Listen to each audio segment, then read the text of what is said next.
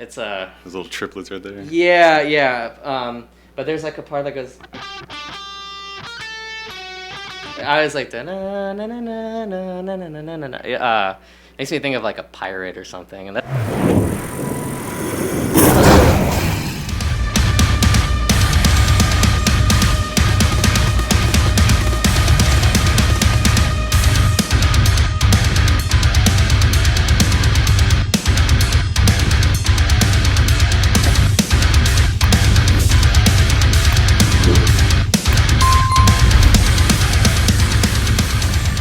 What's up with that, guys? Welcome to another episode. Got a special guest with me today, Prabhu. Yeah. Nice to meet you. Yeah, Thanks for coming by, man. Thanks for having me. Kind of just stumbled upon you on Instagram. Yeah. You know, that's how I find most of my guests, you know, on Instagram, because that just seems to be the way that everybody gets around now. But, man, I'm just super impressed with your playing. Thank you. I mean, you're killer. Thank you. And got some killer equipment, too, by the way. Yeah. That makes it most of the time. Yeah, right. But yeah. Yeah. So let's just kind of get into this, man. Like, so who are you playing for now? What's going on right now with you? Yeah. Well, so I have I guess two main projects that I'm part of right now. So the first one is called Bhloom. That's my solo project. That's like I go under the moniker of Bhloom, but Yeah. I'm doing all the production, writing, guitar, everything. So been doing that for I guess 2 to 3 years now. I'm relatively new to Dallas, and like I moved here in 2018. Oh, okay. Started doing Bhloom around 2019. Where'd you move from? I was in the East Coast for a year. Home is Michigan. That's where I did like college and high school. So I graduated college in 2016. Got a job in the East Coast. I was out there for a year in New Jersey, and then moved out here, and then wanted to start like a new project from the scratch, just like restart my music career. So I've been doing Bhloom, which is a metal instrumental project. Started off as I was just doing a lot of like hip hop stuff with it, because that's something I did before. Yeah, I've done a lot of that too, like hired gun type of stuff. Yeah, I mean, this was like a lot of just like electronic, lo-fi, a mix of random electronic stuff. And then around 2020, I decided like, I need to get back into metal. Like, I'm missing playing. Like, I was playing and practicing metal, but not recording it. And I was like, that's what makes me happy. So, dude, for a while I was doing like, because like everybody raps now, you know. So, Yeah. So they're like, oh, you play guitar? Yeah. Can I get some tracks from you? Yeah, You know, and so I was doing that for a while, and then I was like, man, I miss my metal band. Like, oh yeah, and like the cool thing is nowadays there's like so much crossover. So like, Yeah. I mean, even with hip hop, it's like you can do so much cool guitar work. Or sometimes I like even going under I've heard this term that's like not just like metal, but like guitar music, or you hear like technical music, where Okay. it's not like genre specific. Yeah. But yeah, so Bhloom was something I got more into the metal space around 2021. So I released two singles, I think in the beginning of 2022. So that's my solo project, and I'm working on a new single that's coming out hopefully in the next 2 months or a month, or I'm just finishing some promo stuff. Then aside from Bhloom, I play live guitars for an artist named Brandon Burkhalter. So and he's a drummer, right? yeah, he's a drummer and a keyboardist. An amazing keyboardist too, because he wrote all these guitar parts on like a keyboard. So No way. yeah, so this is all his original music, and he's a okay, really that's really cool. good drummer. Yeah, so he got me on board this project around last year. So we've been playing shows right now in the Dallas area, and trying to expand out to more than that. Yeah. But yeah, so those are the two like main projects. And then aside from that, I do like like guitar work, like kind of what you're saying, like hired gun kind of stuff. My wife Haley is actually a musician too, so I've been doing some guitar work for some of her solo work, and then we play like busking gigs and like some That's random. convenient. She's got you right there to help. Yeah, I mean, and likewise, I mean, she sings too, so I'm actually trying to get her onto some songs. Oh, And, hell yeah. yeah, so yeah, I know and also gear wise, you can split the cost. I'm like, we'll get this microphone. It's like a group family investment as opposed to like one paycheck sometimes. So yeah, I think the main projects are Bhloom, and then as far as live shows recently, working with Brandon. So, yeah. Right on, man. Let's talk about this single, the World on Fire. World on Fire. Yeah. So I sent that to you, I think 2 days ago. I got the first draft of the mix back from. I'm getting engineered by a man named Russell Holler. He is phenomenal. If you need anything modern metal related, and I'm sure any other genre, he's the guy I think to go to. He had mixed. I got his reference from Brandon because he had engineered Brandon's album, and then I usually produce and mix outside of mastering. I'll do everything until that point myself. But with this song, I needed someone else to kind of get in on it. It's a very aggressive, technical metal song.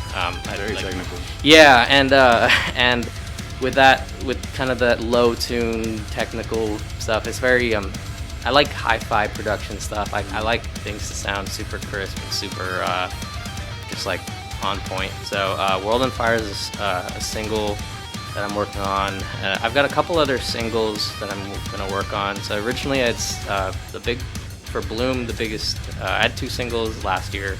One called Slippy Toad, the Star Fox reference, and then one called Yokai. Both kind of inspired me to come up with the kind of develop the sound of what I was searching for a while with metal too. Kind of that groovy technical metal. But I set out at the end of last year to write an album, but and I've got a lot of songs for that. But something I've been playing with is I kind of want to write some singles and put those out.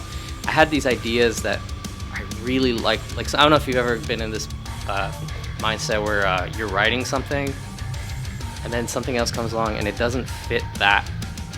It doesn't really fit that unit or product that you're doing, or an album. That's when you put it in the bank, or and I've always, a lot of times I'll be like, all right, just put it in the vault and come back. But there's some ideas I had that I was like, I don't want those to go in a vault. I'm just I can come up with this whole song right now. Mm-hmm. So do I just put the bigger thing in the vault, or do I, put this one tinier idea? And I decided, I kind of want to expand on some singles.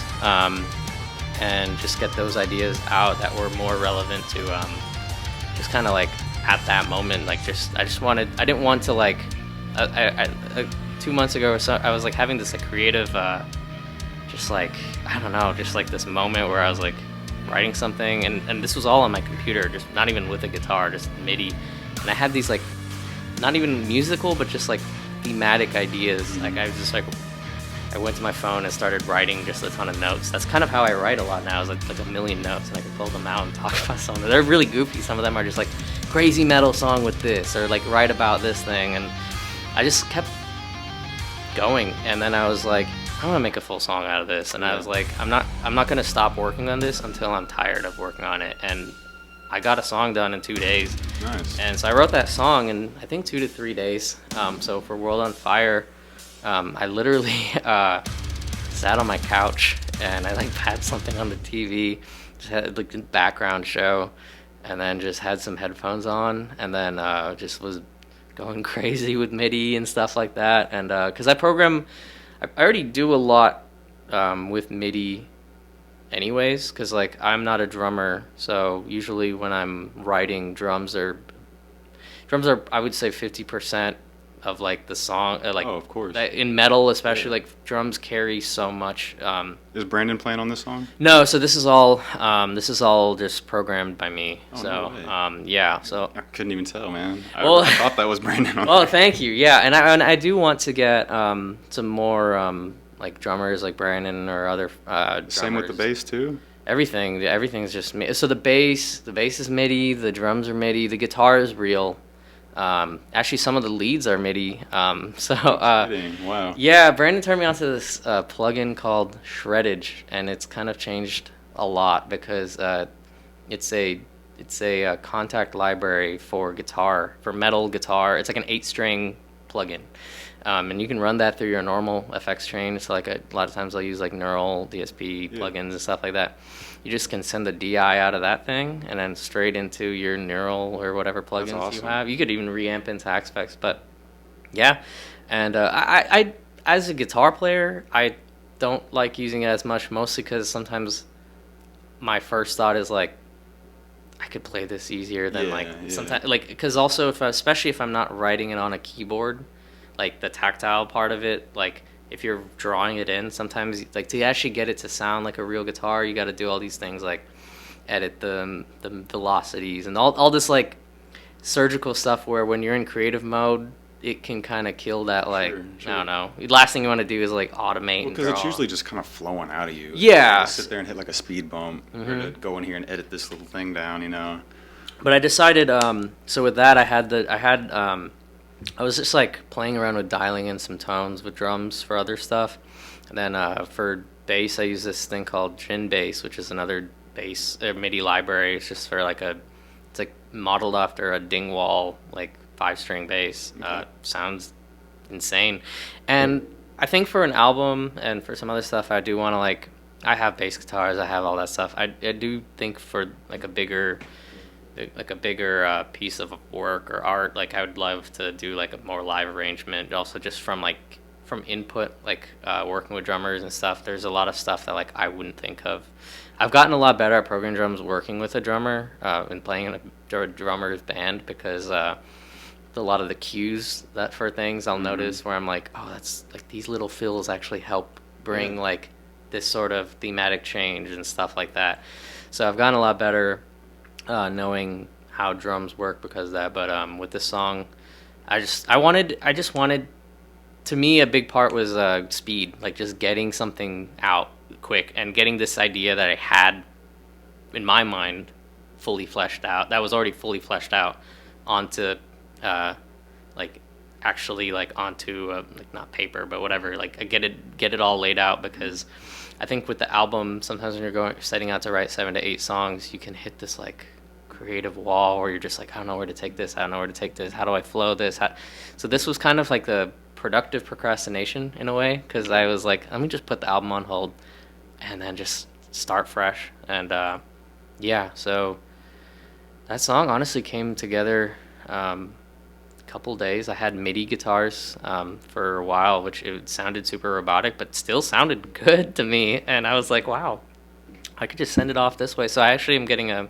music video done, but I had sent off I think I sent him the version that had the MIDI guitar or something. Really? But there's and to me, I think one of the things is I don't really see. To me, I like the end product, and to me, like now I recorded it with real guitars because it's gonna sound way better, and I'm also gonna play it. Like I can't. I still feel like I can't just throw a thing with MIDI guitars and be a guitar player. I got to do this. Yeah, just don't sit right with you. yeah, exactly. I got to do some work, but I still see it as like, if the final product's good, then that's what I care about, is like a song that I like.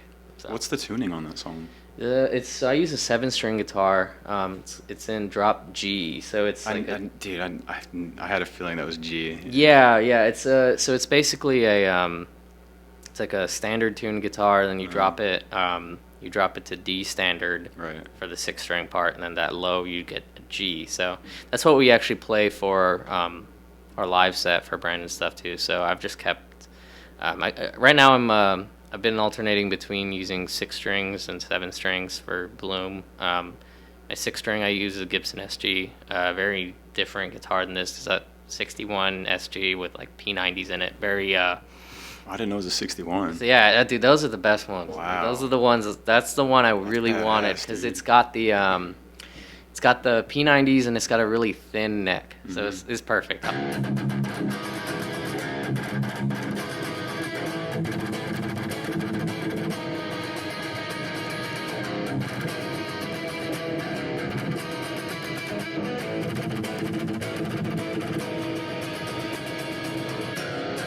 I love it.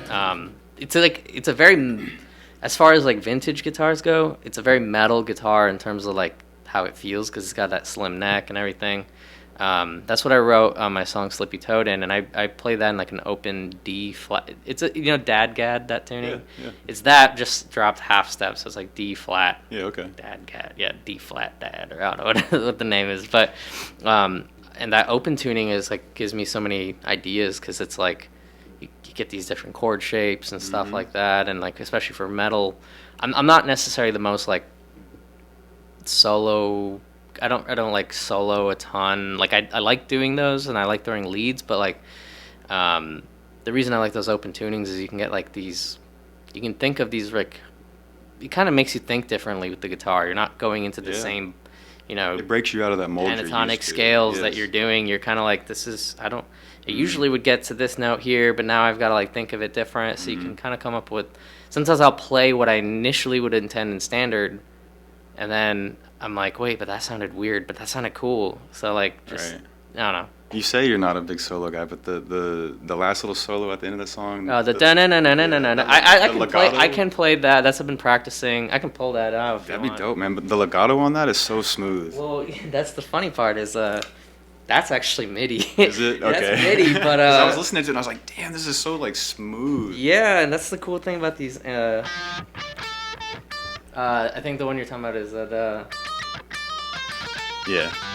So I've actually been practicing the crap out of that one because with playing these live, I wanted to, you know, it's still pulling these off live is, I keep that in mind when I'm writing stuff too, where I'm just like, yeah, even if I'm writing MIDI or something, it's like, I want to pull this off live. Yeah, so, of course. Yeah, that one goes, Yep.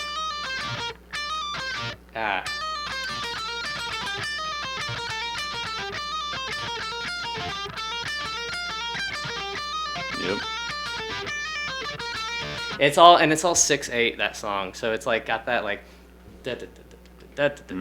so actually playing in 6/8 is really fun to me.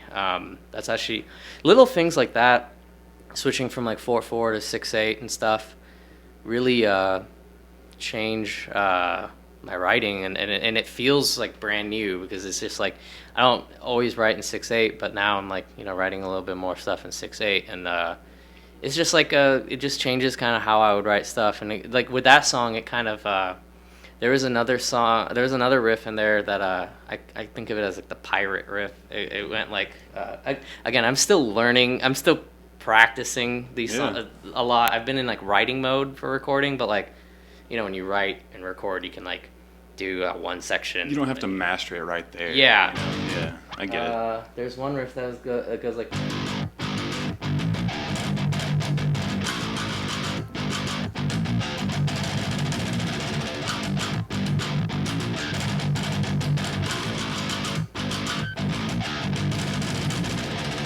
That part is the hard, like, it's those little triplets right there. Yeah. But there's like a part that goes. I was like,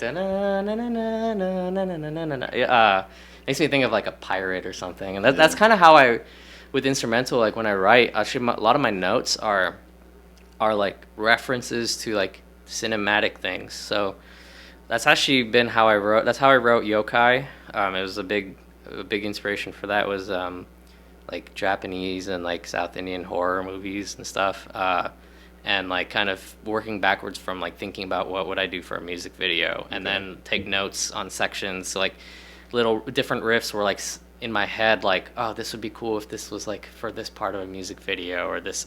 So yeah, you're thinking about the whole picture. Yeah, I just need the money now to pay to get the music videos. Don't we all? Yeah. But that kind of helps because like something I was getting into is like I want to really want to like score a movie one day. I really want to like work on soundtracks and movies and stuff. And the reason being is like with instrumental music, I think it's a great medium for like paired with visual art, and like it's really cool to like get that inspiration from like seeing something and feeling like you're, you know, setting the tone for that. Sure. And like because when I write, because when I'm not writing lyrics, it's like I'm not drawing from maybe the same. I'm drawing from the same emotions that like I think a lot of singer-songwriters or lyricists draw from, of like personal things, but like I'm not like thinking, it's not poetry that I'm doing, so it's not like I'm like how do I convey a vulnerable feeling but like through this wacky 7-string guitar. Like it's like very different. So sometimes when I have a visual reference, it helps me. So with this song there, like that riff, when I said it was like a pirate riff, that's like what I think is 6/8. Like that's a good way to put it. Like I think of that, like, because that part, it goes from like this crazy fast thing to like this breakdown that has like machine gun samples and stuff, and then like that one riff, the And yeah, I just kind of cinematically thought of like what that would be. And that's the inspiration for the song "World on Fire" came from just kind of the last year personally and like just like societally or politically. Sure. Just like I went through quite a lot of stuff this last year personally that just was like chaotic and stuff. And then like I think we all did collectively from like there was so much stuff in like the news of like violence and things like that, and so much like just so much stuff we went through, you know. And like from like I feel like there was a period where we were all on edge, and then also it was like 110 degrees for like 4 months or something, and like you know, there was a period where I was just like, you know, I found myself just angry all the time because it's hot and like and like just I was thinking thematically of like what is that like when like kind of like the pressures like personally or societally, like when like I was thinking about the like world on fire of just like literally like our world is actually on fire. There's like wildfires and forest fires and like the temperature is rising and like this is feels miserable and this is horrible. But then also like the like social implication of that of just like I feel like everyone's on edge and just like it's like burning up. But, I like it. But the contrast to that, what I wanted is I wanted it to start with this like super party like Lamb of God like because I wanted it to still feel like world's on fire, but like we're still in our like little own universe and we're just partying up, or like we're like it feels like the world's on fire, but like I was realizing like there are certain things like sometimes you get so desensitized to when there's so much chaotic stuff that you're just like, oh, okay, yeah, that didn't faze me because I just have other stuff I need to do, or I'm just like you'll see something on Instagram that's like, that's horrific, or I'm late to drinks with my buddies. I think we all do that. Yeah, so like I was just having that reflection of just like, you know, how much stuff felt like chaotic, but then like the contrast of just like kind of feeling like defeated and being like, whatever. I'm just gonna. No, I get it, man. I think it's a great little amalgamation of things that you. Yeah, that's a cool word, amalgamation. Yeah. It's a nice name for a song. Isn't it? Amalgamation. Or a band name. That's like a death metal band name. Hell yeah. What about Monster Mosh, man? How did that even come about for you? That was good. I mean, that was something we played for Brandon's set. Monster Mosh was really cool because so many good bands. I mean, like it's so just many, like dude. Band like I mean, I was just like I was really excited and happy to play, but I was equally just happy to like see a lot of bands. Like one of the bands we played with on the same stage was Impending Doom, and I love that band. Oh, they're like, so sick. Yeah, they're so good, and I was just like, it's cool to see all these cool bands. It's like a great like the lineup was just amazing, and I think also turnout for shows is just really good because like I think there's just I don't know if it's just like a factor of like post-COVID or something, but like I just feel like there's so many good shows happening. Maybe it's like bands just like there wasn't live music for a while. I think that's what it is. And it's just everyone trying to get out now. Yeah, and I just feel like there's just so much good stuff happening, and it's fun to be part of that. And like, Monster Mash was cool. I mean, that's thrown by Third String Productions, and like we played a couple of their shows, and I mean, it's just a great time. It was fun experience. That was my first Monster Mosh that I've played. And like I said, I'm relatively new to Dallas, so like to me, when I moved here, 2018, I was working with some artists here, and we were about to launch this live shows for their stuff, but then COVID hit, and then I couldn't really do much with that. So like the last couple of years, I hadn't been playing live. I was mostly just recording and doing more stuff on the internet. Instagram, that was that's like honestly been where I just like live now for like doing music stuff a lot of times. But with stuff like the last couple of months, we played Trees and Three Links and then Monster Mosh. For me, I'm new to Dallas, so I haven't been to, like, outside of playing, I haven't actually even been to a lot of these concerts like Monster Mosh and stuff, just because, or I don't know, other festivals and stuff like that, just because like shows really have only been a thing for like a year and a half now. I think it's not been that long, because I remember in 2022, like that was the first show I went to since like pre-COVID. It took a while to get all the bands back out there again, but it seems like everybody's back in like full swing tour mode. Oh yeah, yeah, yeah, and those festivals are cool because you see other awesome musicians, and as a musician, It's like a big family reunion, Yeah, and it's a great networking thing too. You're seeing other artists who are working super hard. One thing I love about like metal shows is like you hardly ever see like all the metalheads out in public. Yeah. But they show up for the show, dude, and they're all there in all their metal shirts and shit, and like, but you don't ever see them out in public. Yeah, and yeah, I thought about that too. You put it in a. I didn't know what I was like. I felt that, but I hadn't like. You're looking around like, where are you people? Like, yeah, you're all here now, but like, where are you like in like normal days? Yeah, and like the other thing I like about metal shows is that like, generally speaking, people are very chill or like. Oh yeah. I saw this thing about like it's like angry music for happy people. It like my parents they've come out to a lot of shows and stuff, and like when they were at Monster Mosh, and right before I was going on, I saw them standing in the middle of like the middle of like the audience. Uh-oh. And I think because they were like, oh, it's cool, there's an opening, it's great. Yeah. And I was like, there's an opening for a reason. I was like, whoa, move. Wait, I like before I got on, I was like ran to them because I was like, oh my god, I love you. I can't like just walk away from I was like panicking.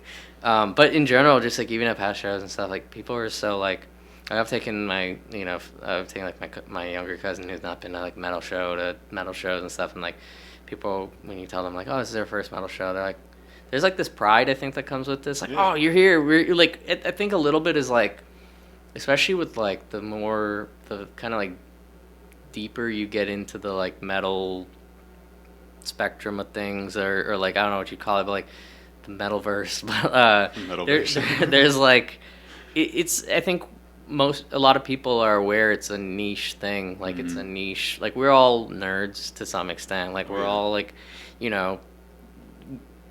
all like are doing something that's kind of like not as much in the mainstream. It's kind of fringe. Yeah. I think I hesitate to say that because like the cool thing is that metal has become a lot more mainstream as of late. Like I was thinking about like how much more heavy music has gotten like popular again, like with Sleep Token and stuff like that, or like there's so many just like there's so much crossover, and like you sometimes with like metal, like I think it's actually popular now. It's kind of like with the early 2000s, like bands like System or Linkin Park.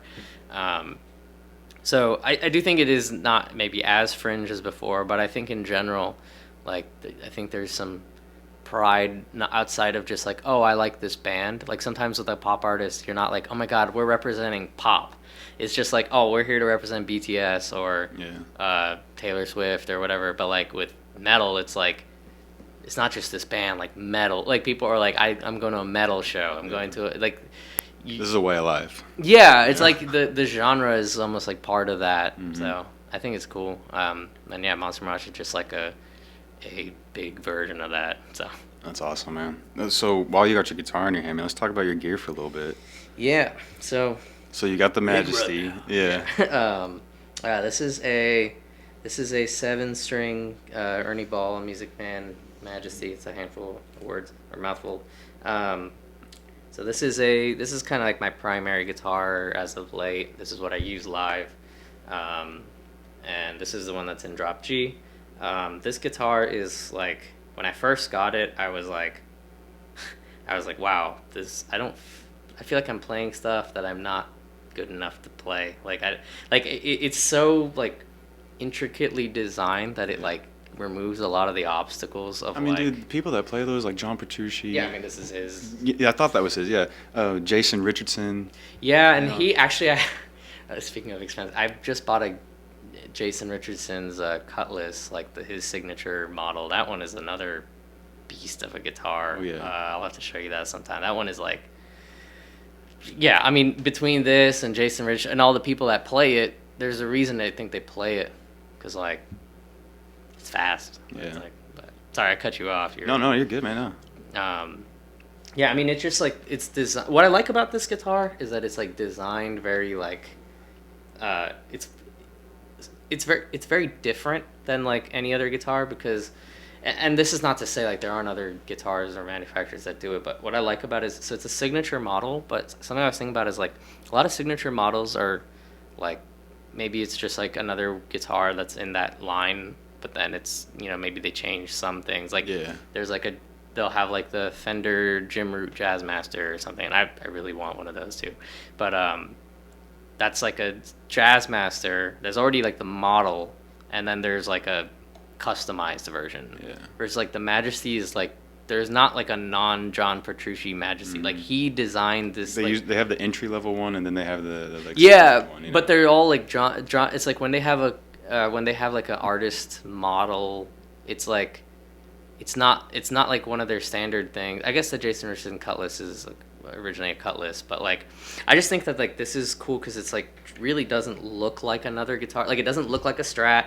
It doesn't look like it's like just looks like its own thing. Mm-hmm. And so that kind of stands out to me. Like to me that was cool, but it's also like designed in a way that's just like, it's so thin. It's so lightweight. Like I'm not a strong guy. I'm a tiny guy. Like I can hold this up with like one arm, and like it just looks metal as like, fuck. Yeah, that too. I wasn't actually sure if I'd like the Stealth Black. I think that's what it's called, Stealth Black. But because there was usually I liked guitars that were like kind of out there, like or like more gaudy, flashy guitars.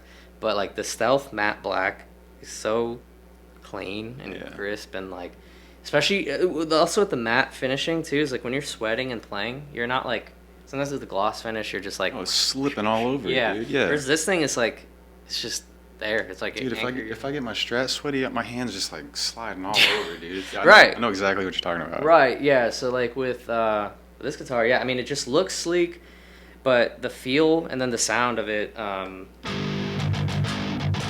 it's just like big sounding, and it's got a tremolo, but like it's not a locking bridge or anything, but you can do these like crazy like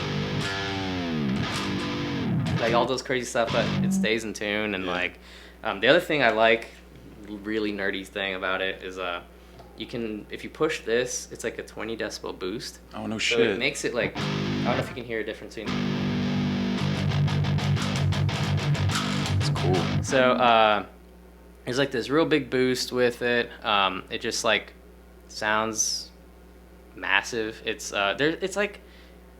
just got like all the bells and whistles and stuff like that. And there's some, the cool thing about in general like nowadays is that like there's so many guitars, and there's so many ways to get guitars, because like it's not like whatever's just at your local store. It's like you don't really see these in like not really many stores. I think Guitar Center does carry Majesties now when you go to some of the like the nicer ones. They got a couple of them maybe. But yeah, because they have like a it's not like a row room of like Strats, you know. Yeah, they have like a platinum room at some of them, and I don't know if you can even play. Like I don't know if it's like, cool to go play them there. Like it's like they keep it away in a different. Well, like I said, when you pulled it out, this is the first time I've seen one in person. Because like they're always behind something, or like you got to ask to play it, or.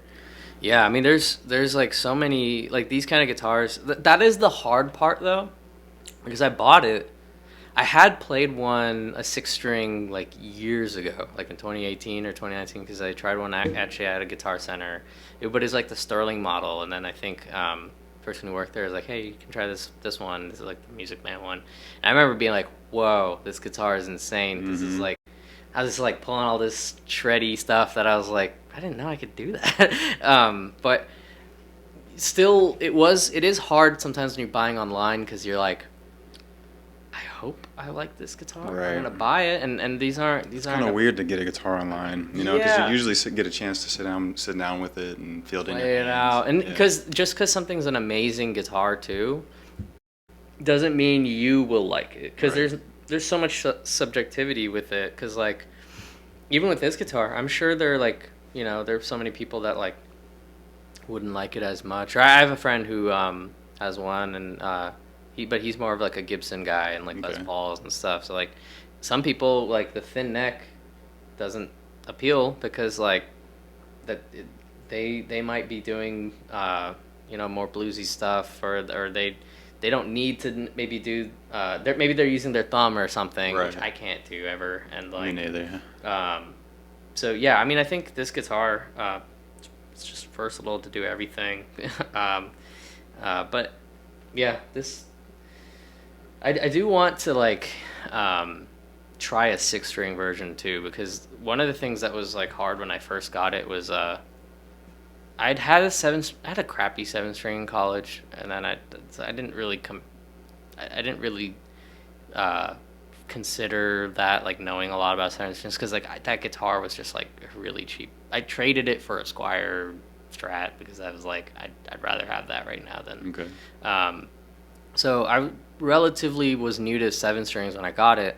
So at first I was comparing my experience with the two to like what's playing a 6-string, and the 7-string is different technique wise too. So like 100%, dude. there are little things that like I'd learned that I was like doing kind of wrong, or just not like you can't get away with in the same way with like muting, because like you gotta move it just a little bit more like closer to the pickups off the bridge, because just for like the muting and the tension and all that stuff, like it'll sound way better. But I didn't know that for like the first 5-6 months of playing that Majesty. So like at first I was like, man, I don't know, like I can't get a good tone out of this. I feel like I'm getting so much string noise and stuff. But a lot of it was like technique. So like even without just changing strings or anything else, like I had to relearn sevens. Right. But I want to play a 6-string version of this, because I feel like if I can play a 7-string and love it, like I can't imagine what the 6-string feels like. It's gotta be easier. Yeah, exactly. It's like, gotta be. Because now when I play 6 strings,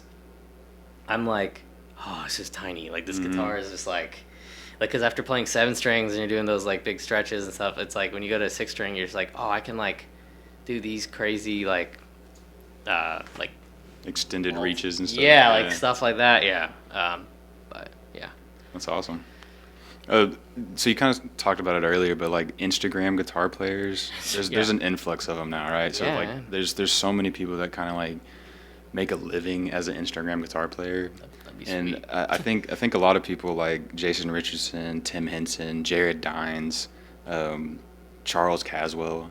Oh like, yeah. Those dudes are like kind of like Instagram like influencer players almost, you know. Yeah. But like what's your opinion on that, man? Because like If you can, you talked about like people making money on it. I mean, it's a sweet way to make money. Right. I mean, like it's cool. I mean, I think Instagram. I mean, on a smaller scale, that's how I've met you, right? Instagram, and like that's how I've for a lot of local opportunities too in Dallas, and like for like guest solo stuff or whatever. It's like Instagram has been honestly, that's like been the way that's like kind of been the channel to like get that.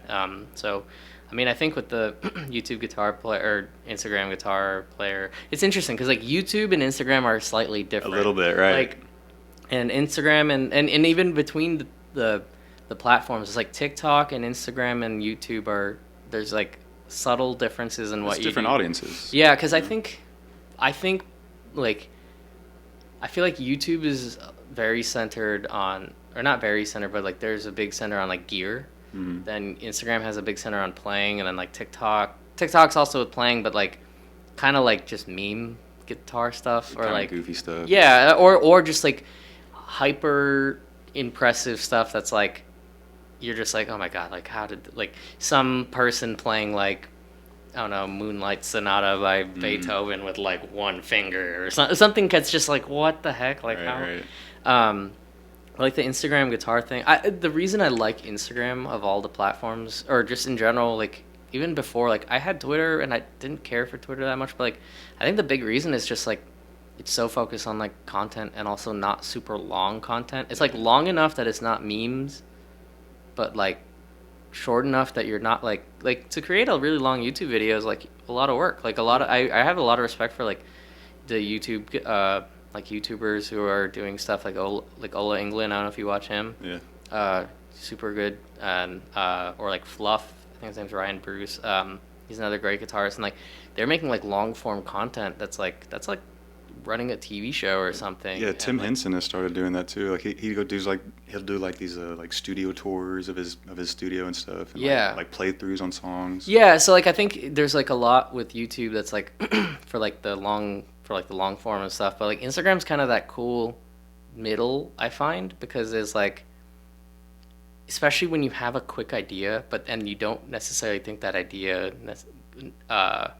like if you did, it's kind of how like with SNL, I think, like SNL used to be, I think, really funny when I was a kid, and I thought that was really funny. But then like now, sometimes I like see SNL skits, and sometimes I was like, okay, it's like 5 minutes of the same. Like the punchline was like 1 minute, and it was good, but like their Instagram skits that are like so funny, but they've condensed into a short period. But it's not like too short, in my opinion. So I think Instagram's that sweet spot, and I think a lot of those people that you mentioned, like I really like Charles Caswell. He's the Buried Alive guy, right? Yeah. Right. I posted something by him today. His guitar playing is just insane, and dude, like it's crazy because like I kind of dude, all the tapping. Yeah.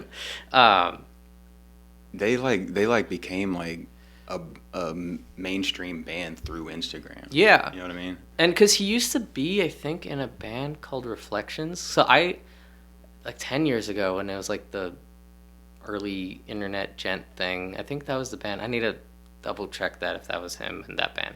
But like he was in a band that like I liked, I think. And like I didn't know his name, I just knew the band. But then like I saw some Instagram video, like someone sent me Buried Alive, and they're like, dude, you need to check out this band. It's like the guitar work in in this band. And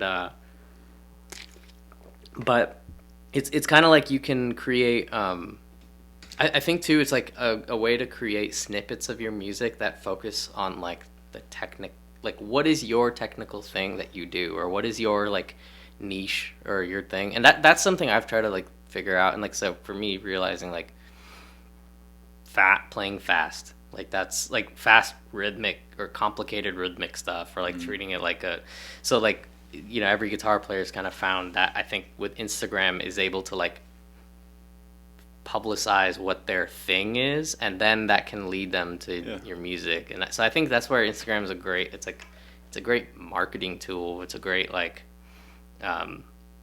it's a great like it's a great showcase for like ideas that might not also like make it into a full song too. Like sometimes I have these little things that I'm like, oh, I should post this on Instagram, because I'm like, I don't even know if I want to make this a 5-minute song, because like I don't know if there's anything like, because when you think of a song, sometimes you're also thinking of like, you're not just thinking about like, I want to write something cool. Like you're sometimes like, I want to tell this, like, what's the story I'm trying to tell? What's the purpose of the song? How would I market this? I think that's the difference in just like an artist and like just someone who plays a guitar, you know? Maybe, yeah. And I mean, that was for me, like, I mean, outside of like metal and stuff, I'm a big fan of like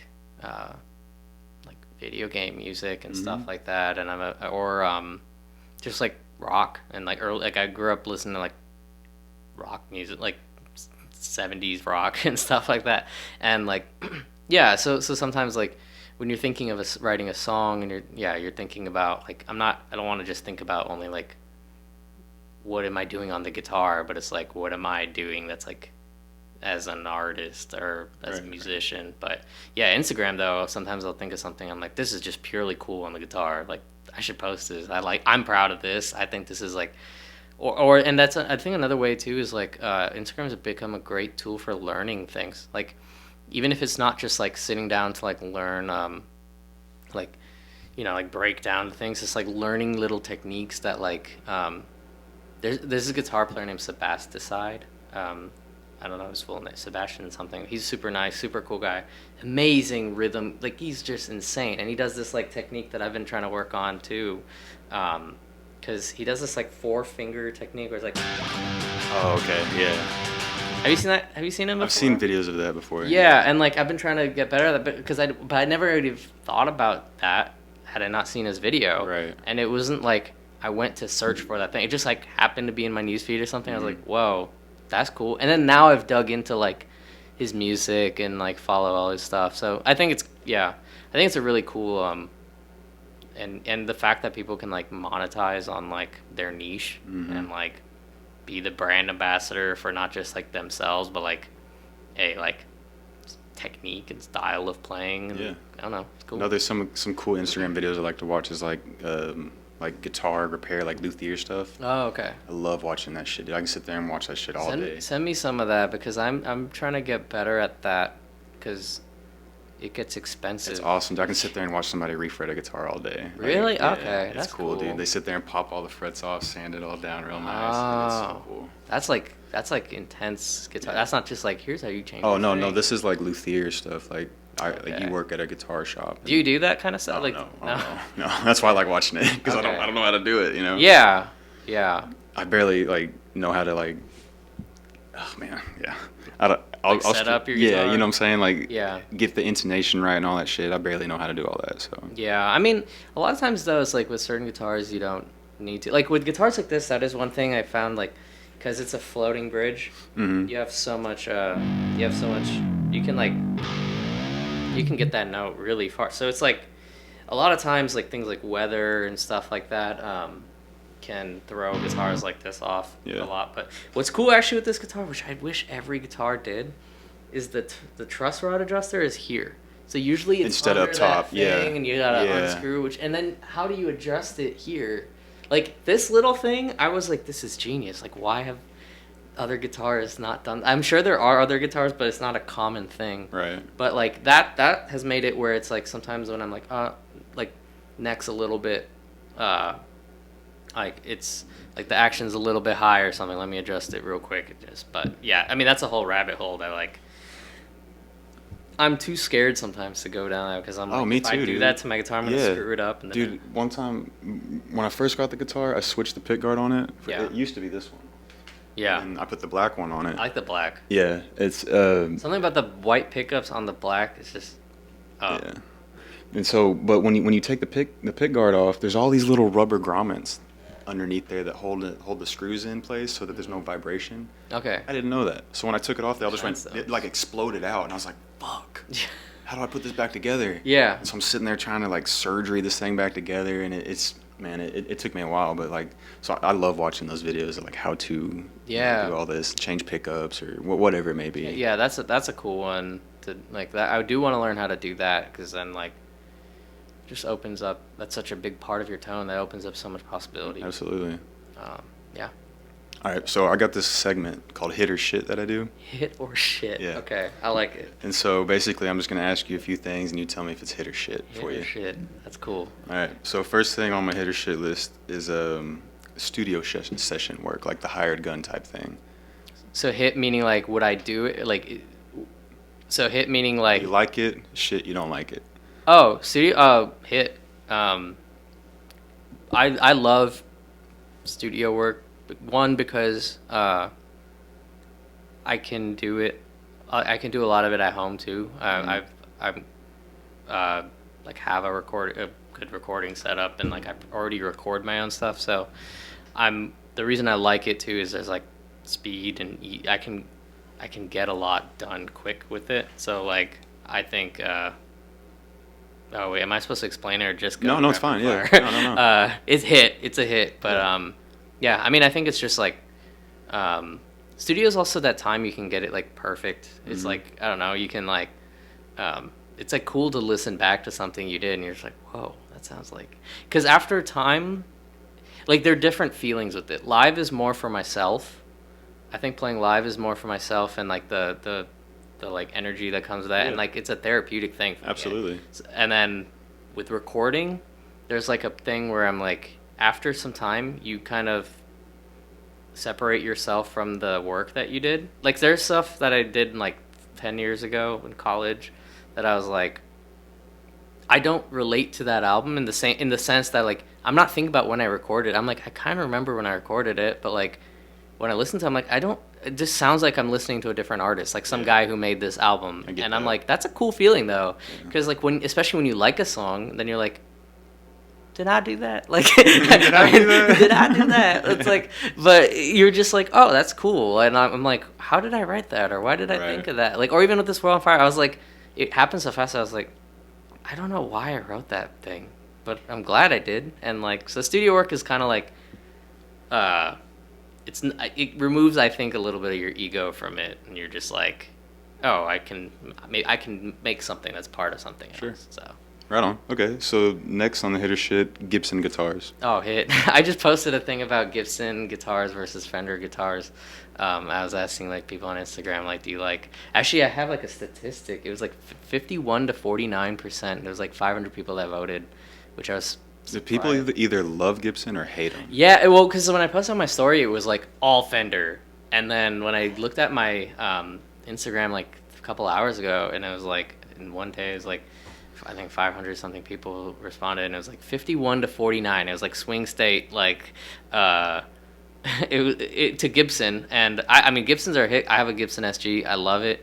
I think the shit part with Gibsons is the price. Yeah. I think because with the Fender, you can get a good Fender for like 500 to say. You can get like a Mexican made Fender that's great for like 500 to 700. Gibson, the starting price is like $1,000 to get, like, because like I don't want to get like I'd actually rather get like a high. Some of the high end Epiphones are super dope. I had an Epiphone Les Paul Ultra. It was like this I think it was a USA made. I don't know if it was USA made, but it was like a really well made Epiphone. And it had like an acoustic pickup in it too, and it was like a chambered body, cool. Super cool, and it looked super classy. I loved it. But to me, that felt better than playing like some of those like crappy Les Paul, like the entry level Gibsons that just don't feel like. I don't know why. It's like the name is like why it's $1,000, but Gibsons are a hit generally. I think there's some like I don't think they're the best bang for buck necessarily compared to like. Yeah, I'd agree. Other like if you put $2,000 into a different company, I think you'll get way more like bells and whistles. You'll get like more premium things, but you're not gonna get an SG. That's that. They've got me still with that. Where I'm like, I love SGs. I still love the sound. Did you hear about Gibson sued Dean because the Dean copied the Explorer, the SG, and the Flying V? Like, you know Dimebag Darrell's guitar? Yeah, it's basically an Explorer. Yeah, pretty much. And that's a Dean. Yeah. And so they're out there selling these basically Explorers and SGs and all this shit, and they sued them for it, and they won the suit, and so they can no longer sell those Dimebag guitars. Really? I swear. Ah. Was this recently that it was in July? Why after all this time? Dude, that's what the judges were saying. They said after 40 years, now you're coming to me, and so the only damages they had to pay was $4,000. Like, make that make sense. Yeah, and like that's, and also just respect Dimebags. Like just let them make the Dimebag. Like let it be a memorial. Exactly. Memoriam. I felt the same way. Too. It's like let Dimebag's guitar leave that alone. Like that's not the fight you need to fight. That's not the right fight. now. Right. Like go after like. And go after every other company that's made a Les Paul copy. There's like a million Les Paul copies. But Dean was just such a big company, you know, and they had the Dimebag signature models that were just flying off the shelves, and so that is a guitar I never played a Dean. I never really got into I play metal and stuff, but there's some metal metal guitars that I just I never tried one, so I never know what it's like, but I just I've never had that experience. I've never played a Dimebag Dean guitar. I've not only played had the opportunity. BC Rich, never played. BC Rich are trash if you ask me, but I had the opportunity to play a Dean Dimebag because my old metal band I was in, my other guitar player had one. Okay. So it was sick, dude. I loved it. Yeah. It's a badass guitar. Let's see if I can find one now on Reverb. Dude, they're rare now. Probably worth a lot now that it's illegal or whatever. Exactly.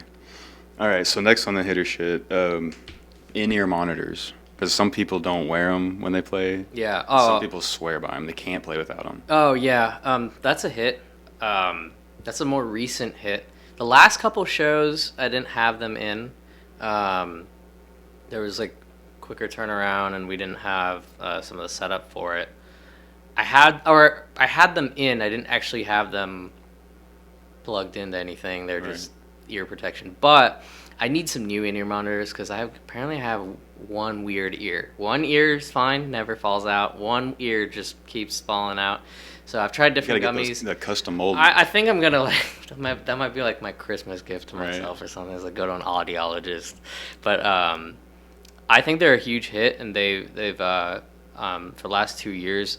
So last year, pretty much for the big chunk of the year, I was living remotely, and we were kind of in between living situations, and So I was like, living out of like family and stuff like that, and like living in pretty minimal spaces, and like in-ears were actually really helpful because I didn't have speakers. There's like for a whole year I didn't play guitar through a speaker pretty much. Oh wow. And it was a very stale experience at first because you're just like in-ears are not meant for that. But it actually makes me, even with all the benefits of live recording are obvious from like, people use it for the metronome live and hearing protection, but like I actually think when I'm recording, so what I do at home now, even to this day, is I'll still have my in-ears and my speakers on. Okay. So what I'll do is I'll still have the click in my ear when I'm like recording and tracking, because something about just having that click like just in your brain, just like hitting it right there, just like, I don't know, like one, it's not as annoying to have on the speaker, just like dun dun dun dun dun, dun like super loud, and the whole family can hear that, and you're just like, it just sounds obnoxious, but it also being in here and just like hearing the little things, or hearing like things like the little feedback from your guitar and the hiss. I think they make you very aware of what's happening in your playing. So yeah, in-ears are a hit. I haven't had a shit so far, right? It's all been hit. No. Man, I always ended up taking my in-ears out every time I play a show. So, cause, like you were saying earlier, you'll hear cues from the drums that you need to hear for timing and shit. And so I always ended up taking one out. Just to hear my drummer. One would be the ideal, because I did a show where I had one in, and I had the ear that like wasn't falling out, and that was fine because I had it also helps depending on the venue. So like we played a show when we played a show at Trees. I think that was one where like I had great stage sound with that, and I didn't need in-ears. I had one in just because I was pretty close to Brandon. I didn't want my left ear to just like blow out from hearing, like from a hearing protection standpoint. But like the sound was not great on the stage. I could hear everything fine. So there's like a few things I don't need to hear too. Like there are certain things live where like there's a few things I really need to hear, and then the rest are kind of like, it'd be nice to, but like I need to hear the kick drum. That's like, especially with metal and this kind of playing, it's like the kick drum is like, that's basically mirroring what I'm playing on the guitar. That's like the transient of everything you're doing, because a lot of kick drums are just like, especially like like you're doing the same thing. So I need to hear that. I need to hear kick, snare, like a little bit of bass. I need to hear my guitar, and like, but pretty much like most of that is like as long as I have that, I would love a great mix, but like that's the kind of thing where like as long as I got that on stage, it's easier. The thing is also sometimes with in-ears, if it's like falls out while you're playing, that happened to me last show, and I just threw it out. Like some Monster Mosh, I just threw it out because I was like, I'd use it for ear protection for like the first song, and then it fell back, and it was like kind of pulling me, and I was like, yeah, then you're trying to find a monitor, like, I can't hear myself. Hear myself. And so I was like, I think maybe getting it fitted will be the solution. Yeah, absolutely. I need to have at least one shit. That's like, I feel too. I'm sure we'll get one here. So hitter shit. People call it math rock. Like math rock tunings. Like there's a you know what I'm talking about? FAC. Yeah. Hitter shit on that. On math rock? Yeah. Again, it's another hit. I love math rock. I mean, I play a lot of metal, but I listen to a lot of stuff that's not metal. Like when I was in college, for a while, a lot of I went to school in Michigan, so like Midwest emo stuff was like a big thing there. So like all the American football kind of the bands that like that stuff, like so like math rock was a big thing. I loved. I like math rock a lot. I do think like any genre, there's like once it becomes like so common, there can be like these generic things. Like the same thing with like gent stuff and with metal. It's like there's a lot of like generic gent stuff. Like that just sounds like, okay, this could be 5 other or 20 other bands that like are on my playlist. It sounds kind of the same, or like, and the same thing with math rock is that sometimes it can, but I don't think that's the thing that's like particular to math rock. I think it's just math rock's become big enough now that like, which is such a funny thing to become bigger, because like it's nerdy. Like Yeah, I love it. It's like it's a niche thing that I never Yeah. thought my nerdy stuff that I liked 10 years ago would be like, oh, it's cool. Well, I think Instagram and it pushed a lot of that, because Yeah. the real technical side of that shit, it's cool to watch, and people like Tim Henson, that's all they do, and it's been a huge push of that lately, so it's become mainstream. I think with math rock, there's the one slight shit is, I think to earn the title of math rock, I think there could be more math. Maybe this is just me. I have a degree in engineering, and like maybe it's just me coming from like a math background or something. But like maybe it's like, sometimes I feel like the math rock, when I think about it, I don't think of the math part as much, but I think of the twinkly sound, which I Sure. like that sound. Yeah. But I think math rock now has been defined more by that sound than the actual odd time signature or Yeah. something crazy. No, I think you're right about that, yeah. Yeah, so that's a slight shit. If I were to shit on it. Okay. All right, so how about hitter shit, sharp guitar picks? Like really pointy ones.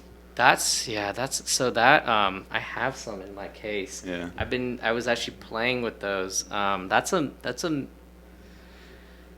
a somewhere in between. That's like a, so I really like them, but I can't tell if I can actually switch to them. I've wanted to switch them.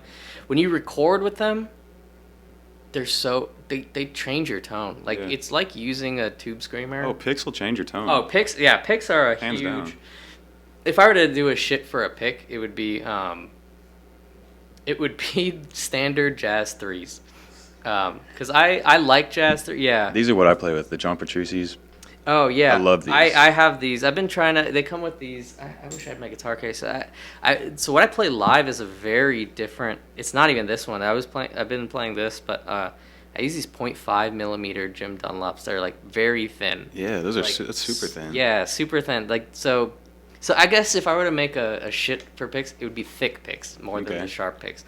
Because I think thick. I've been playing some of these and I've been playing with them and I'll say it's my shit and then probably use it and then I feel like a hypocrite. But in general, if you can get away with a thin pick, as thin as you can get, to me that's the way to go. Because the reason I like the 0.5 and it's also guitar specific. So with the 7-string and that thick tuning, the reason I like sharper, this is a Jazz 3 XL. That's pretty sharp for a pick. Yeah, our bass player Dylan, he showed this to me on our first rehearsal, and it just changed my world. I recently switched to doing the point, or not recently, but this year switched to the 0.5 millimeter, and I've been using that. I'm scared to change that because I've played shows now with it, and I just want that muscle memory to stay. Yeah. But These are the only ones I can keep in my hand. yeah. Everything else seems to slide, turn. And even those, I like the shape of it. The thing Yeah. with the sharps that I can't get to is so with the low stuff, with the guitar like this, for the stuff that's Yeah, that's stuff. it gets that that tight sound of the low end. It cuts through. It really just makes the guitar sound good. Where I don't like it is the higher notes and the precision for like sweep picking on those. I'm not a huge fan on those. I like slightly the rounded kind of part of it because it's a little smoother. That's Yeah. where thicker picks are easier in general. But yeah. So super sharp. I'm kind of meh. I had a video actually that was oh, sharp picks are awesome. And then after that, I was I don't know. It's I just can't. It takes reworking a lot, but thick picks are what I'm gonna shit on instead. All right. Make it dull. All right. So how about hitter shit John Mayer? When He's I an excellent guitar player. oh but- yeah, and I actually had a podcast. We had a podcast episode about this, about John Mayer and when I was a kid, shit. And now I super hit. And the only reason I think when I was a kid was just I was jealous of him. I think it was just because girls like John Mayer and I couldn't play that kind of stuff. And I was oh, he's not that Well, he good. used to be singer-songwriter, and now he's turned into this I don't know though. I mean, blues, Grateful Dead, almost like a Jerry Garcia type, I don't know, man. I think he's just always been good. And I think because someone showed me that song Neon on the guitar. Dude, that's a crazy song to play. That's from 2003. That's so hard to play. Like Yeah, that's one he of was like. showing me the and I was like, oh, what song is that? He's like, John Mayer. And I was like, oh, I haven't heard his new stuff. He's like, bro, that's like a 20-year-old song.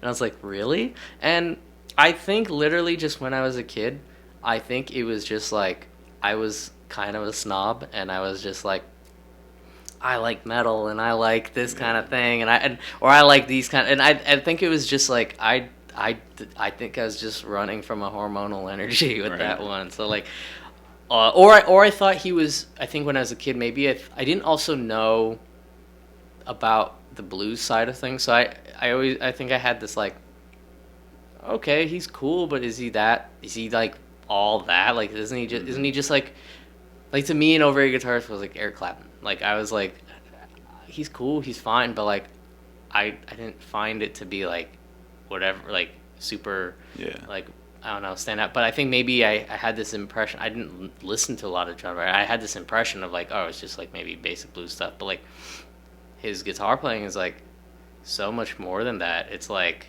yeah, like Neon, like that song is insane. Or he, like, some of his guitar work, it's just like effortless too, because he sings it too. That's the thing where I'm like, this guy's unreal. So he switches through styles like effortlessly too. Yeah, he'll go from a deep blues like Albert King style to his like modern day kind of sound, you know. Yeah, it's like, and he can kind of like he can kind of like weave that in with the vocal too, because like even with that Neon, I watched him do a video where it was like the right hand is actually not, it's like one percussive I think I've seen that rhythm. same video. Yeah, when he's like, just do this thing, yeah, and then he shows how to do that, and then it's like he gets into this rhythm, but it's like very it's like written intentionally, I feel like, with like vocals in mind, and that it's cool. Yeah, he's a hit. Oh yeah, he's a big hit for me too. Big hit. Okay, so hitter shit. You might not know this guy, but he's kind of blown up lately. He's the singer for Slaughter to Prevail, Alex the Terrible. Oh, I've seen his. Have you seen? He's got this I've seen a little bit. He's got this gimmick that he does where he doesn't use a mic. Like they have a couple breakdowns, and he's like so like loud. He doesn't use a mic during the breakdown. I mean, you can still hear his voice.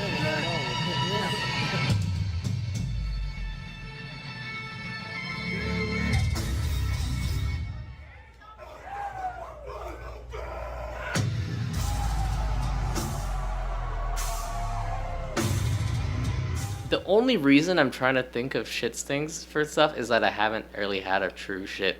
All of these are hits, because, like, to me, you must be really fucking loud if you don't have if you're filling up the stage without a mic, or like you're filling the audience. It's crazy because like he'll sit there and he'll quiet the crowd down to get everybody quiet, and he's like, all right, when this breakdown comes, I'm using my mic. And then the breakdown comes in, and then his vocals come in over the top it, and you can still hear him. That's super hit. It's crazy. To me. That's super hit. Not just from the technicality, but from the showmanship. Because like you know, if you can command a crowd to be like, hey, let's do it. It's like, it's fun because I gotta show you. It's intense, man. Like, yeah, I know, that's wild. I've seen, I think, some of his. I think I follow his Instagram. There's yeah, no, it's cool because like, I think when you're a front man, like you have a lot of responsibility over the crowd of like entertaining. Like sometimes with a guitar, it is, especially in metal, it's a little easier to like not think about yourself in the entertainment part because you're so focused on like nailing these like crazy technical parts. You're like playing classical music pretty much. But like with people like him, you know, when that breakdown and stuff, like people are gonna like, you know, you gotta hype up the audience. You gotta like, you know, even if that doesn't land well, like it doesn't. I feel like it's still like there's the effort of it is really good. Of course, I can't find a video now. That's wild though. Yeah, it's a trip, dude. Have they played here before? I'm not sure. Yeah, you'll have to look it up, man. It's intense. It's I've never seen another vocalist do that before. Yeah, no, that's. It's kind of gimmicky, but it's cool as hell too. Yeah, I mean like. All right, so last thing on the hitter shit, Guitar Center. Oh, that's a shit. Yeah. I have my. You saved me. I have my one shit. They're like guitar centers are like there's like little nuggets where some are good, some are like there are some in this town that are great, and like because it all comes down to the people. I think the thing is like it's like Best Buy. I mean, it's like Best Buy now at least. Like Best Buy when I was a kid was like lit. The Best Buy was so awesome. I loved going to Best Buy. And Best Buy did music gear for a while. Yeah, Do you remember that? yeah. Okay, because they had that. So like we didn't have. When I grew up in Lansing, Michigan, it's a relatively small. It's like a college town, it's the capital, but like it's not like if you want to get anything like a Guitar Center, you got to go to like Detroit area, which is like 90 miles away. And so growing up, to me, Guitar Center was that like this is the real thing because like we had like other music stores, but like the closest thing to Guitar Center we had was when Best Buy opened like a music thing in there. But like, yeah, and then also like with the same thing with like Best Buy or Guitar Center, it's like I think a lot of times the thing is like there's either I feel like this. That's when my music snob comes in where I'm like I know more. Like just leave me alone. I'll go get my thing. Yeah, Guitar Center. Like there's some that I've been to where like the people were just like so they didn't want to work there, and I get it. It's not probably not the most thrilling job, probably not the highest paying job. I get all that stuff, but that's where to me sometimes it's like it's like I'll go for like a utilitarian reason most of the time where I'm like, okay, I need cables and I need to go like to practice. I'm not gonna wait on Amazon or actually, sadly, I've used Amazon a lot for gear things like the little things like XLR cables and stuff and like guitar cables and stuff. Like Amazon has actually like I was like holding out for a long time. I was like, no, I'm only going to use Sweetwater or and then sometimes even during COVID there's a lot of like shortages for stuff, so like but then Amazon had a ton of stuff. I like Reverb a lot too. Reverb has a lot of stuff. Yeah, guitar, I will say though, there are some Guitar Center and like especially for this kind of music. So like one of the things is like with certain guitar shops that are like more vintage stuff, it's really cool. Yeah. But they might carry guitars that I don't play as much where it's like it's like mostly Strats or Les Pauls, right. Which are great, but like if I want to go to play a guitar at a place, a lot of times I'm like I want to try something I don't have or something I might buy, which at this time is like 7 strings, 8 strings, the metal, like those headless Fran. Like that's something I've been. Have you played a Strandberg, by the way? No, I haven't. Random tangent. Oh, dude, those are really cool. I work at a school. I teach at a music school, and they have a 6-string Strandberg, and it's so cool because like the neck is like this trapezoid thing. It's like the super ergonomic guitar. I wanted to buy something like that, but like a lot of times like boutique like vintage shops and stuff won't have like that. Right. But there are some Guitar Centers I've actually seen in like the nice Guitar Centers in the Dallas metro. I think like Plano has a really good one, or Louisville. And you'll see these like really cool guitars like that are like just like shredder metal guitars, like I saw some Kiesels in one of the guitars, and I was like, I've never seen a Kiesel in person. Right. I've only seen them online on YouTube because they don't stock them in places, or like these you don't stock. So guitar has potential, but it's a shit. Every time I go to Guitar Center, I just get like flooded by like, hey, can I help you? Hey, do you need this? Hey, like they're just so pushy, and I'm just like, man, I probably know more than you. Yeah. Can I just let me look, let me browse, let me do my thing? thing? I mean, there's that kind of feeling too sometimes where it's like that meme where someone's like, it's like that guy with the beard. He's like checking out. He's like at like a electronics store, and he's like, shut up, I know more than you. But like there are times, but to me though, it's like if someone is doing that and they're like happy and nice and polite, to me that's the bar. Because I've been to some Guitar Centers where it's like I've went and asked for help, and then they're like, what do you want? And I'm like, first I want some help. Or I'm like, hey, and I'm like, or I bought something once where it was like I bought a new interface. I opened the box and it's like it's completely used. It had like oil stains on the top, and I was like, the fuck is this? Yeah. Went back, returned it. Guy was like, I was like, hey, like, I bought a new thing, but you sold me a used thing. And it wasn't like, oh, I'm so sorry, let me check into that. That would have been fine. I would have not been angry. I'm like, shit happens. You work at a corporate store. I Right, get it. It's right. not you. It's not like I'm not coming into it being It's like not you need personal. to. Yeah, I'm not. Yeah. I'm not going in thinking like you should take pride in this. Like just some customer service kind of thing. And the guy's just like, yeah, okay, man. Like, and you're just like, now I'm mad. Like, but so like that kind of thing. If someone's pushy, I can at least. I'm like, this guy just wants to sell me a guitar. Like, cool, I get it. He's trying to get his commission, but or he's just trying. Maybe he's enthused. But if he's enthused to work at Guitar Center, like, good for him. Like that, Dude, if I could he's mustering that up. If I can make a living working at Guitar Center, you're damn right I'd work at Guitar Center. Yeah, But dude. I mean, yeah. I mean, I think the thing though is that like I think it would be. I think with the store like Guitar Center, I think, and I don't know how things work with Guitar Center. My thought is like if I worked at Guitar Center, I could play guitar all day. It's like Yeah. probably you wouldn't though, but like. you'd get to see all like the new stuff come in. So would know? you? And that's where I'm like, does it change that much? Like, how much of the Guitar Center inventory is just like, all right, we have like 50% Squire Strats, we have 50% or 30%. Like, like it's gonna pretty much the first row is the same across, but I guess you're right. But yeah. maybe I don't know. Maybe it's different. I don't like. I think it'd be cool. There's a shop I really want to go. Someone told me about it. It's called Guitar Sanctuary up here in McKinney. I haven't heard of that one. Dude, you would leave your credit card at home Yeah. because like I haven't gone there yet. I mean, we can go sometime. I really Oh, want to yeah. go up there. Look it up. It's like a boutique shop in McKinney that's like that someone told me, and it's like all these like really cool guitars that you don't see in other places, like things like these Majesties and stuff like that, or just like interesting guitars, and like so something like that would be pretty cool. Or working at like a guitar shop where you are buying like I don't know, like you're buying like unique stuff, like a Chicago Music Exchange or something like that, where you're getting like all these like limited runs and stuff like that. Right.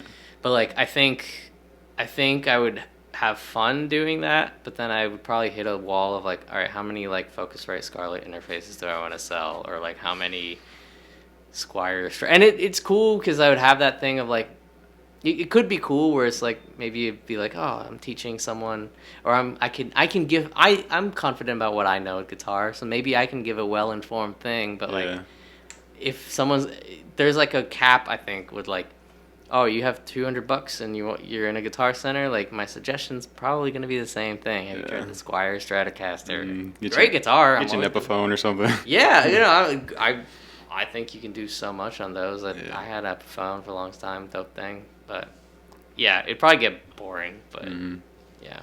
I always joke around like my retirement plan is to like work at Guitar Center and like be the repair shop guy. Yeah, I mean, so that's the thing too. So the reason why the thing I like, the other thing that's like so hit or miss to me with Guitar Center stuff is it really just comes down to people. Because I've had friends who worked at Guitar Center who are musicians I've worked with, and they're really knowledgeable, great people, and they're like I trust their judgments and stuff too. And so like I know people who've worked at Guitar Center who've been great, and I know people, and they could tell you, they would probably say the same shit that I did about the shit list or whatever with it. But and when it comes to tech work, that is one thing I get a little scared about sometimes now, because is like I've had some techs. There's a couple techs I've found at some Guitar Centers that were really good, and that they were. But I think with Guitar Center, there's a little bit more like, volatility. What's the word? It's just like someone could just change their job. It's like it's just working retail, right? Yeah, but like, especially like now, something I like is if I find someone who can set my guitar up exactly how I like it, I want to go to that person. It's like going to a barber that you know versus going to Great Clips. They're going to like, so because Great Clips, you might get the person who sucks next week or something. So like, that's a good way to put it. Yeah. So to me, because like especially with these guitars, like I found with like things like the bridge and like the Electron, there's a motherboard in the back of this thing. Like there's so much stuff that's like intricate that like it's a $3,000 plus guitar or whatever. It's like I do feel that I want to take it to like so, and even with like luthiers and stuff, it's like I really prefer if someone has worked on like metal, like guitars for like metal and stuff like that, or I've got my guitar set up a lot now at Tone Shop in Addison. That place is super good, and they have really cool good gear and stuff like that. But their techs are really good, and like I've got some great setups from there, and it's not just like, oh, you want to set up, okay, just leave your guitar. Like it's like an interview. They ask you like. They have they have one of those like plec machine things too, which I haven't used, or I don't think I needed a plec, but they interview you pretty much like, so what kind of stuff do you play? Cool. Like how do you play? Yeah. Like he was at, I was like, I pick pretty hard, so like, and this style I do because I used to like pretty thin strings on here for a low tuning, and he made that work. I've moved up the gauge a little bit, but like they put a little bit of the like research into like you as a player, and like as they should. Yeah, and it's come out great. And like, so to me sometimes, especially when you're like playing things like gigs, like even if I found someone who's good at Guitar Center or something, it's like they might not be there next week. They might have a changing schedule. They might, like, all that kind of stuff. Like if I can go to a more boutique place or go know a luthier or someone who's been at a shop for like 30 years and is that guy at that shop, then like at least I know every time, like before a gig, if I give his guitar to that person, it'll be ready to go. Well, that's why people tour with the same tech. With a tech, right? Yeah, because they know you, and exactly. Like something that I've been watching I've been trying to learn how to set this up on my own too, and I've been watching specifically like John Petrucci's tech. I think his name is Maddie. I don't know his last name, but with Majesty's too, because they're like so specific in the way that you set them up, and like. But even with him, he plays very differently. He picks very lightly and uses thick strings. I pick very hard and I use very thin strings. So it's like, even then, it's nice to know someone who's like you've done it once, they know. And for them, it's probably easy too, right? If it's like, I know how this guy does it. I just have a template in my head. I just go and do this thing. So last time I took my guitar to get just restrung, intonated, just kind of a tune-up, and they put a damn chip in my paint right by the bridge. I was like, what the hell is this, man? Yeah. And it's like, and especially when you have like a more unique guitar or something, it's not like, oh, I could just get this again off the shelf or something. Yeah. It's like, this is, I mean, a guitar is like your Stevie Ray reference. I don't mind pride and joy. Yeah, I don't. Yeah, right. I don't mind a chip here and there, but you don't expect that when you take it in to get serviced, Yeah, no, it's like a, or just like, I've had things where it's like I had something installed wrong, and I'm like, bro, like, how you installed the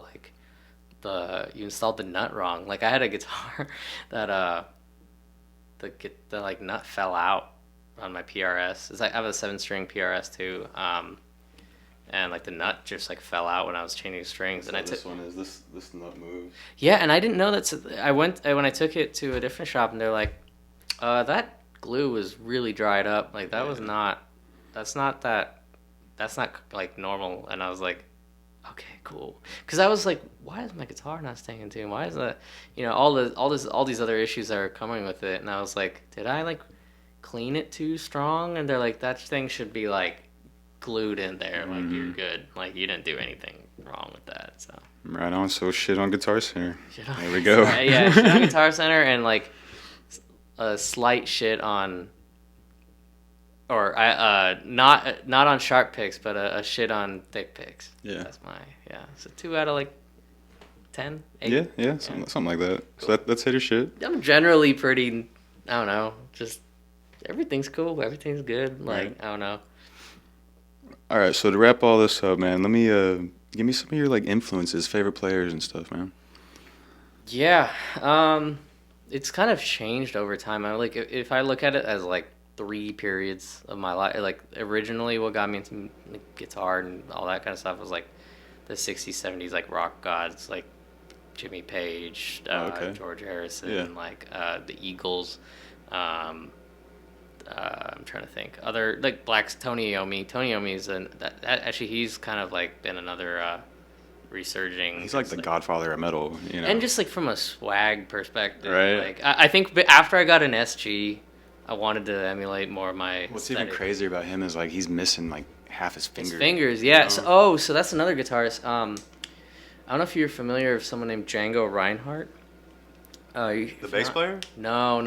He's like a guitarist from like No, I don't know him. 1940s or 30s or 40s.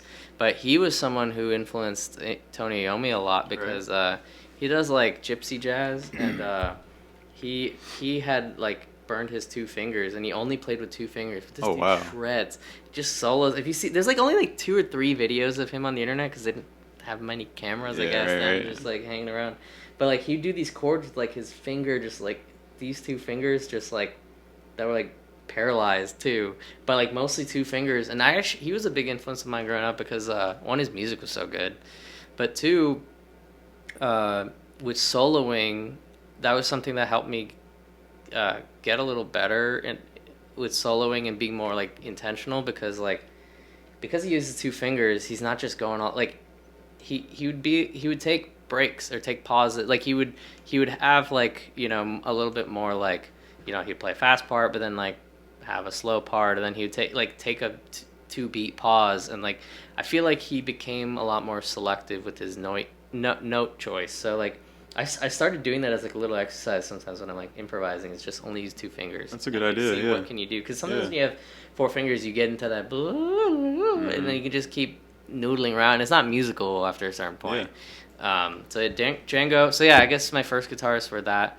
And then like once that got me into like playing guitar. But once I started playing guitar, System of a Down, Mastodon. So Darren Malakian, Mastodon is a huge band for me. I love Mastodon. Rage Against the Machine. Yeah, Mastodon is like, I think they're the band I've probably seen the most live, and like they influenced me a lot live. They influenced me to write, like just like learning how to like write songs and stuff. Right. And like I was when I was in high school, I moved to a new school, so it was like I moved from Ohio to Michigan. I didn't have as many, you know, I just spent a lot of time at home. I didn't have as big a friend circle, so I just listened to a lot of System of a Down, Mastodon. System of a Down taught me like drop tunings and stuff. Yeah, right. Like, all those bands played in like either D standard or drop C. So like those are also easy to tune. Tuning's actually changed a lot of like what you learn, because if you have a guitar in drop C, then it's like I learned that one Kill Switch song, and then I learned.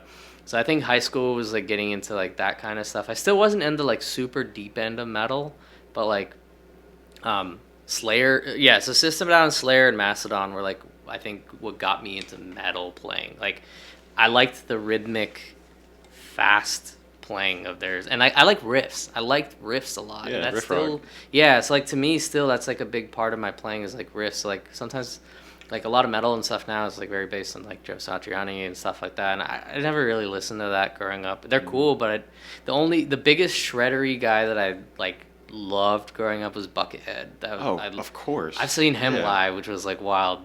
He was wild. Yeah, so like Buckethead, like a lot of like early 2000s rock stuff, like metalcore, like new metal to metalcore is what like I think inspired my playing a lot, and from a metal perspective. But yeah, I mean, there's some other bands that like were big. Like, do you know the band Ratatat?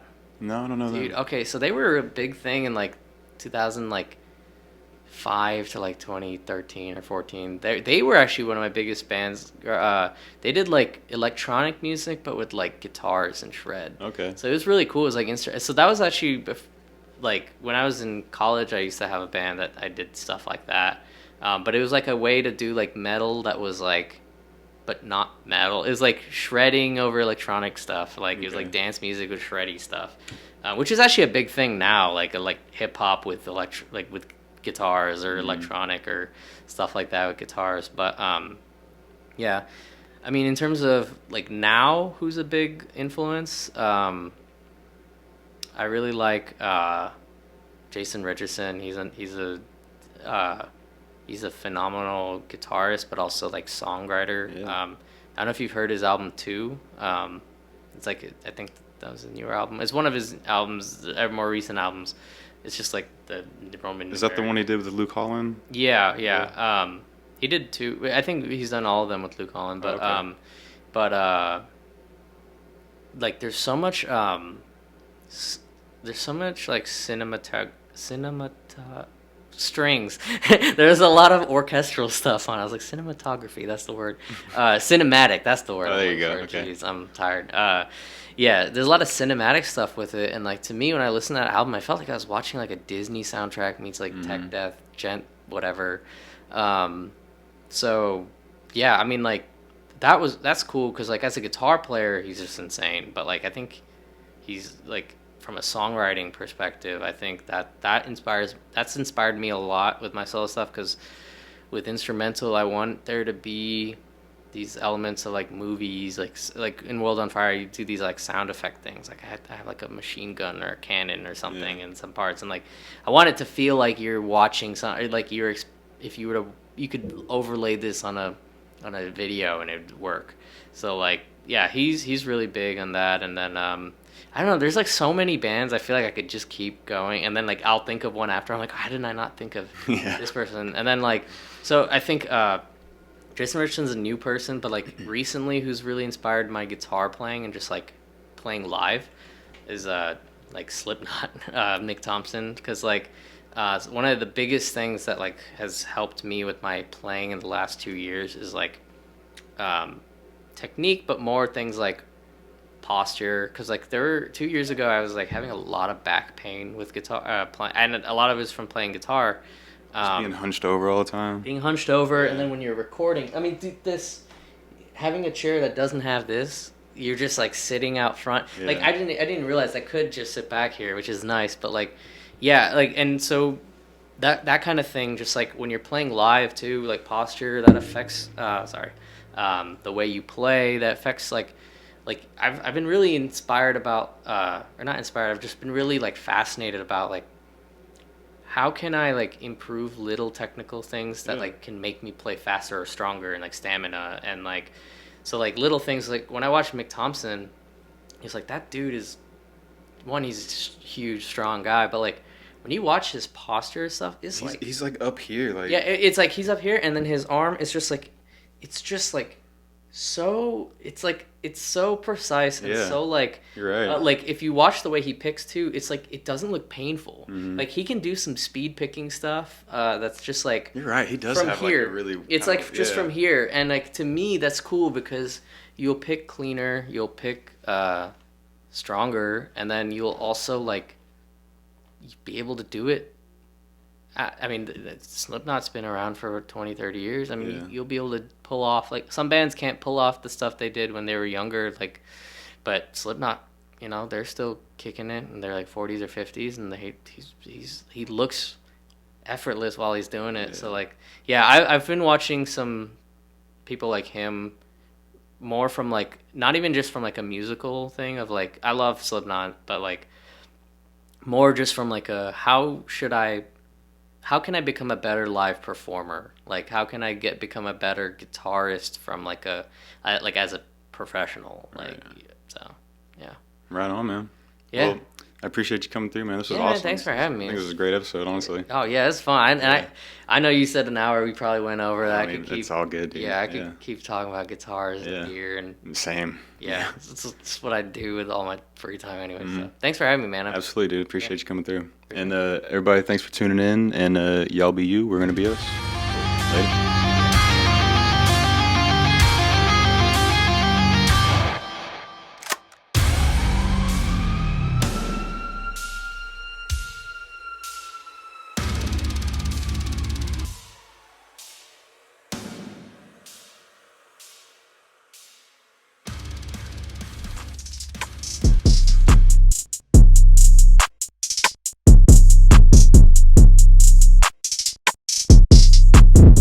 If you'd like to see raw, unedited, live episodes, follow us on Twitch at twitch.tv/whatsupwithdhat. To watch full episodes of What's Up With That, subscribe to us on YouTube at youtube.com/whatsupwithdhat.